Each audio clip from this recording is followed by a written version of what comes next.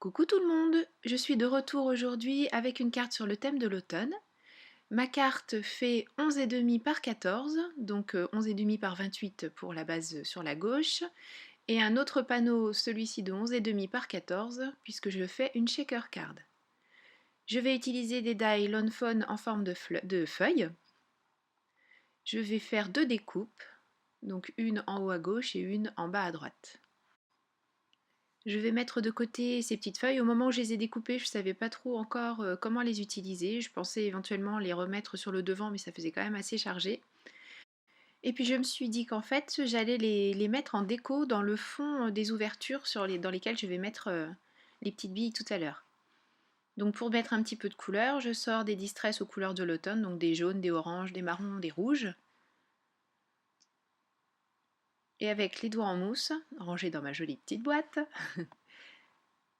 je vais mettre donc ces couleurs de manière à recréer les couleurs d'automne.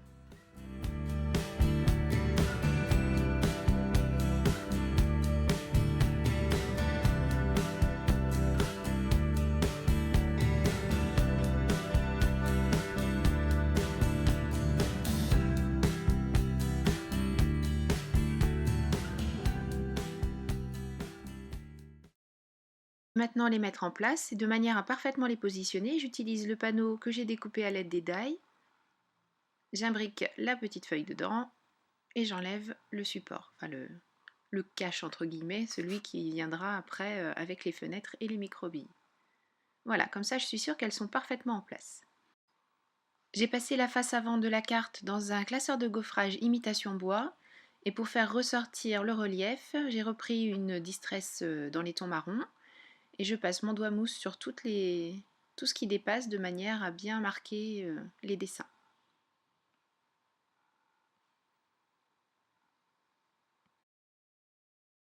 J'ai utilisé de manière à créer un petit personnage une planche de tampon Lawn Fawn et je vais donc mettre en couleur ce petit renard sur un fond craft. J'utilise mes crayons aquarellables. La mine est quand même relativement grasse, même si ce ne sont pas des polychromos, hein, franchement il y a quand même une différence. Mais j'utilise l'estompe sans pour autant prendre d'essence minérale cette fois-ci, parce que je vais miser sur le fait que la mine soit assez tendre pour pouvoir estomper sans l'essence minérale. Alors pour tout vous dire, c'est pas que je suis fâchée avec l'essence minérale, c'est que j'ai donné ma bouteille à ma fille et qu'il faut que je réinvestisse tout simplement. Donc là c'est un petit peu par dépit entre guillemets, mais bon le résultat est pas mal du tout. Mais une fois encore, c'est ce que je disais avec les polychromos, il n'y a pas photo. Je découpe mon petit renard et ensuite, bien sûr, je passerai la tranche du papier, même si c'est du craft, avec mon feutre noir de manière à avoir de jolis bords. Maintenant, pour faire l'épaisseur de ma shaker card, je ne vais pas utiliser de mousse. Je vais prendre, enfin de mousse adhésive, je vais prendre cette feuille A4 de mousse noire que je vais découper au format de ma carte, enfin un petit peu plus petit que le format de ma carte, de manière à ce que ça ne dépasse pas de tous les côtés. Et comme tout à l'heure, je vais mettre la face avant de ma carte sur la mousse noire, reprendre mon die, de manière à faire des découpes exactement de la bonne taille. Donc je les place en utilisant comme gabarit la face de ma carte. Je vérifie que tout fonctionne bien. Je fais la même chose pour la deuxième feuille. Par contre, je recouperai un petit peu ma feuille noire parce que le fait de l'avoir passée deux fois dans la Cuttlebug, ça l'a un petit peu aplati, donc un petit peu déformée, et du coup elle dépasse trop sur les côtés. Là on voit bien, hein, ça l'a déformée. Alors pas au niveau des feuilles, donc ça c'est parfait, mais au niveau du rectangle que j'avais découpé. Donc je la place, je fais des petits repères et je supprime tout ce qui est en trop. Ou tout simplement hein, avec ma planche de découpe, ou peut-être même pas, là j'ai peut-être même pris tout simplement mes ciseaux, ouais voilà, aux ciseaux. Voilà, ça y est, elle fait la bonne taille, impeccable. Je vais maintenant découper ma fenêtre transparente, donc pour ça j'utilise une feuille au format scrap, donc 30,5 par 30,5 de chez Stamperia. C'est une feuille d'acétate.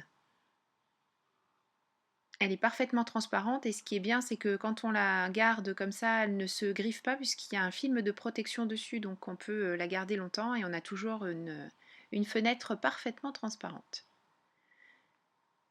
Place maintenant au collage, donc j'utilise du scotch double face. J'en mets un petit peu partout. Donc là, c'est pour coller ma feuille d'acétate. Donc j'ai pas besoin encore de faire en sorte que les billes ne se sauvent pas. Ensuite, on recommence pour coller la feuille de mousse noire sur la feuille d'acétate. Donc je fais en sorte quand même qu'elle colle bien pour éviter que ça se promène partout. Je rajoute de la colle puisque là quand même il faut que je fasse attention à ce que les petites billes ne se sauvent pas. Donc entre le scotch et la colle, il n'y a pas de souci. Parce qu'en plus j'utilise des micro-billes, donc c'est vrai que ça a tendance à vouloir se sauver un petit peu, mais là il n'y aura aucun souci. Maintenant, je verse les micro-billes.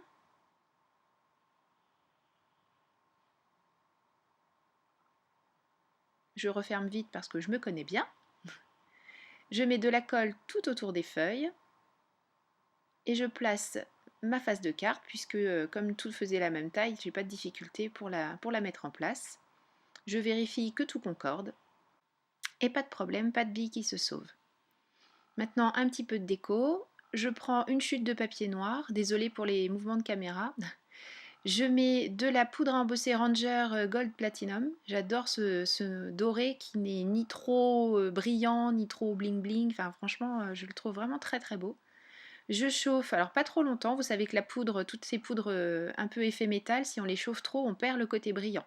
Donc il faut juste la chauffer de manière à ce qu'elle devienne, enfin à ce qu'elle change de couleur, change d'aspect, et là on est sûr que c'est nickel. Un petit peu de mousse adhésive pour donner du relief. La même chose derrière le petit renard. Et ma carte est presque terminée. Je vais rajouter quelques strass, enfin pas des strass, des sequins, si, et des micro-strass, là, c'est ce que je mets en place. En fait, c'est de la récup d'une copine qui se fait des beaux ongles, et elle en avait un petit peu marre des strass. Je lui dis, t'inquiète pas, moi je vais bien leur trouver une utilité, et je les utilise donc sur mes cartes. Là on ne voit pas bien, mais vous verrez peut-être mieux, j'espère, sur les photos de la fin. Voilà, cette carte est maintenant terminée. Je tiens à remercier toutes les personnes qui viennent de nous rejoindre, qui se sont abonnées récemment à la chaîne. Merci beaucoup, bienvenue. J'espère que les prochains projets vous plairont, puisqu'a priori les anciens vous plaisaient, puisque vous vous êtes abonnés. Merci à tous ceux qui me suivent depuis un petit moment maintenant. Je vous fais des gros bisous, je vous souhaite un très bon scrap, et je vous dis à très bientôt pour une nouvelle vidéo. Bye bye!